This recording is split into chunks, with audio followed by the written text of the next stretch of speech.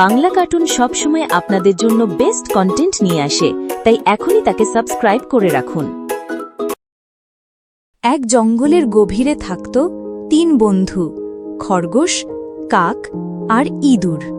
তাদের রং, আকার আর স্বভাব ছিল সম্পূর্ণ ভিন্ন, কিন্তু মনের মিল ছিল অদ্ভুত রকমের।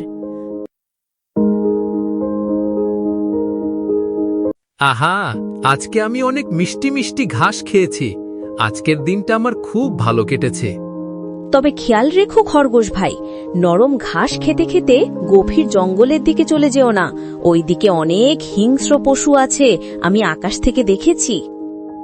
কাক একদম ঠিক বলেছে, জঙ্গলের ওই দিকে অনেক হিংস্র পশু রয়েছে, কিন্তু এই প্রান্তে আমরা একেবারে নিরাপদ।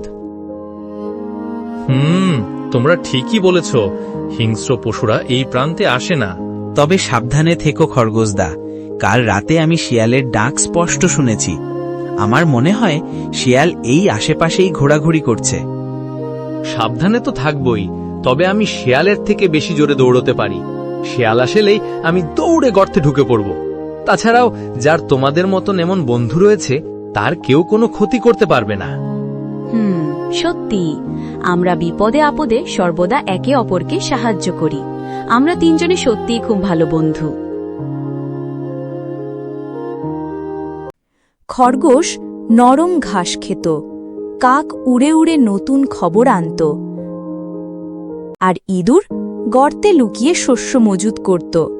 দিনভর আলাদা আলাদা কাজ করলেও বিকেল হলেই তারা এক জায়গায় মিলিত হয়ে গল্প করত। তাদের বন্ধুত্বের সম্পর্ক ছিল খুব গভীর। বিপদে আপদে তারা সবসময় একে অপরের পাশে দাঁড়াত। অপরদিকে জঙ্গলের এক অন্ধকার গুহায় থাকত এক চতুর শেয়াল। বাইরে থেকে তাকে শান্ত, শিষ্ট ও নিরীহ মনে হতো, কিন্তু ভেতরে ভেতরে তার মাথায় সবসময় চলত নতুন নতুন ফন্দি।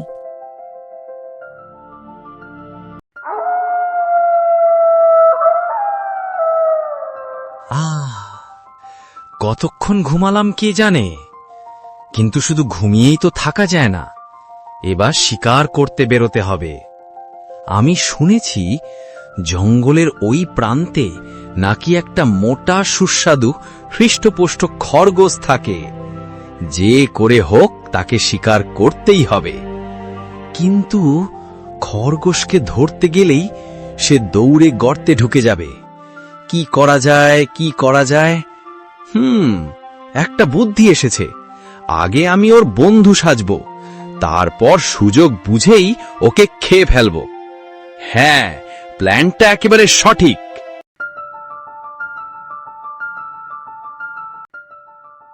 খরগোশের সঙ্গে বন্ধুত্ব করার ভান করে সুযোগ বুঝে তাকে খেয়ে ফেলার উদ্দেশ্য নিয়ে শিয়াল গুহার ভেতর থেকে ধীরে ধীরে বাইরে বেরিয়ে এসে খরগোশের বাসস্থানের দিকে রওনা হল।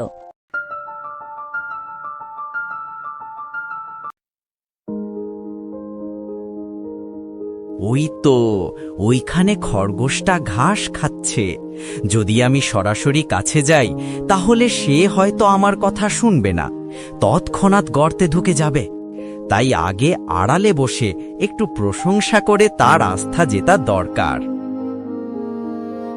ওহে খরগোশ ভাই, তুমি তো দেখতে অনেক সুন্দর, অনেক স্মার্ট আর চতুর। তোমার লোমটা কত নরম এবং ঝকঝকে। সত্যি তোমার মতো বন্ধু পাওয়া বড়ই সৌভাগ্যের ব্যাপার। কে আমার এত প্রশংসা করছে? আড়ালে লুকোচুরি করে কথা বলার দরকার নেই। সোজা সামনে বেরিয়ে এসো আর নিজের পরিচয় দাও।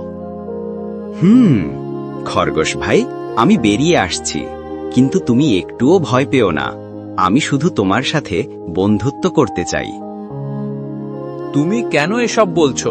কেন আমার বন্ধু হতে চাও? শেয়ালরা তো আমাদের ধরার চেষ্টা করে।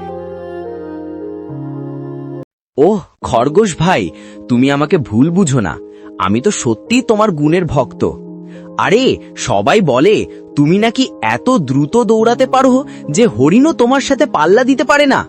আমি শুধু ভাবছিলাম, এমন অসাধারণ এক বন্ধু যদি আমার হয়, তবে আমার জীবনটাই ধন্য হয়ে যাবে। তোমার কথা শুনে মনে হচ্ছে তুমি সত্যিই আমার বন্ধু হতে চাইছো।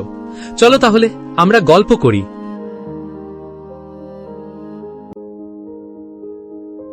আজ খরগোশ ভাই আসতে এত দেরি করছে কেন? রোজ তো এরকম সময় চলে আসে। আজকে কি খরগোশ ভাই গল্প করতে আসবে না? ঠিক বলেছ ইঁদুর ভাই, খরগোশের আসতে এত দেরি হয় না। নিশ্চয়ই কিছু একটা হয়েছে যেটা আমরা জানি না। খরগোশ ভাই কোনো বিপদে পড়ল না তো? আমাদের খরগোশ ভাইকে খোঁজা উচিত। চলো চলো, আর দেরি করে লাভ নেই। হ্যাঁ, চলো চলো। তুমি আকাশ থেকে দেখো, আর আমি জঙ্গলের ভেতরের দিকটা খুঁজে দেখছি। আমরা তো অনেক গল্প করলাম, চলো এবার আমার গুহার দিকে। আমার গুহার মধ্যে খুব নরম নরম ও মিষ্টি ঘাস আছে, সেগুলো খেলে তুমি আরো সুন্দর হয়ে যাবে। সত্যি বলছো? মিষ্টি মিষ্টি ঘাস আছে? চলো চলো, তাড়াতাড়ি চলো তাহলে।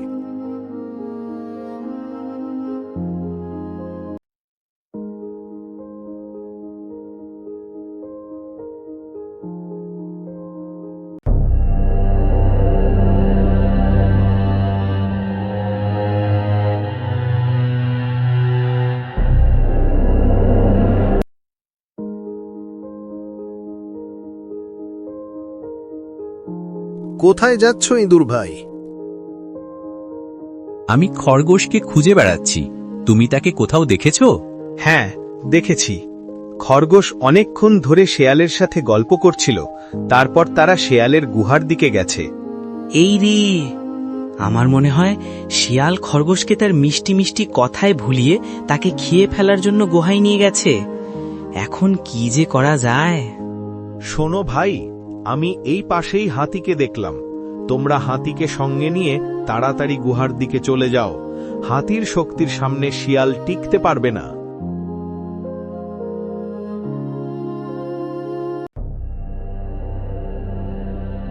তুমি তো বলেছিলে গুহাতে অনেক নরম নরম ও মিষ্টি ঘাস আছে, কিন্তু আমি তো কোথাও ঘাস দেখতে পাচ্ছি না।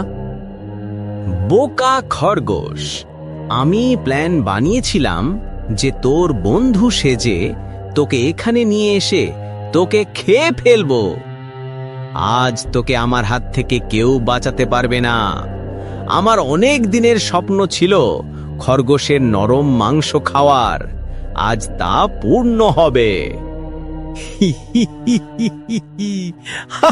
কেউ বাঁচাও আমাকে, বাঁচাও বাঁচাও, কেউ বাঁচাও আমাকে, বাঁচাও বাঁচাও।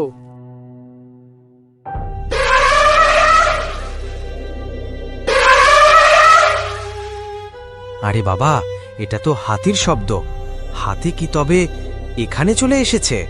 আমার তো ভীষণ ভয় করছে।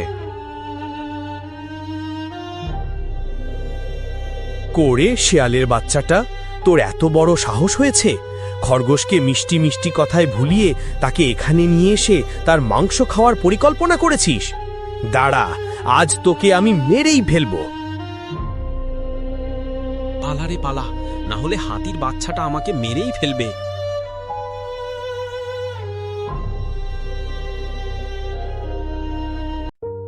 বাপরে, বাঁচা গেল। আজ তো হাতির বাচ্চাটা আমাকে মেরেই ফেলে দিত। অসংখ্য ধন্যবাদ তোমাদেরকে বন্ধু। তোমরা না আসলে শেয়ালটা আজ আমাকে খেয়েই ফেলতো। তোমাদের এই ঋণ আমি কোনো দিনও পরিশোধ করতে পারবো না। বন্ধুর বিপদে বন্ধুকে সাহায্য করা তো আমাদের কর্তব্য, আর আমরা তো তাই করেছি।